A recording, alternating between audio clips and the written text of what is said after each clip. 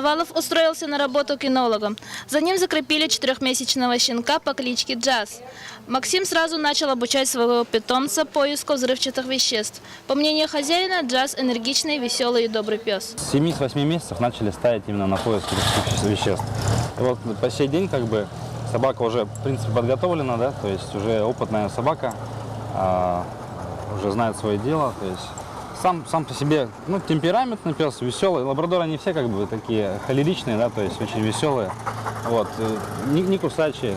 Максим рассказал, что они с Джазом проходили курс обучения по поиску взрывчатых веществ и взрывных устройств в одном из кинологических центров в области в 2012 году. В этом году они уже поехали туда для участия во всероссийском конкурсе кинологов. Конкурсанты демонстрировали умения и навыки поиска взрывных устройств и веществ, а также наркотиков. Второе место заняли в упражнении поиск взрывчатых веществ в помещении.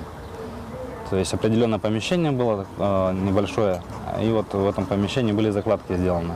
Все закладки сделаны так, что люди не знают, участники не видят их. Соответственно, здесь уже смотрят работу кинологи и собаки. Кинологическая служба работает с 2005 года. За 9 лет работы раскрыто немало преступлений четвероногими помощниками. Кроме того, специалисты службы совершенствуют работу, внедряют новую методику воспитания собак. Пелагея Дмитриева, Виталий Абрамов, Егор Максимов, НВК Саха, Якутия.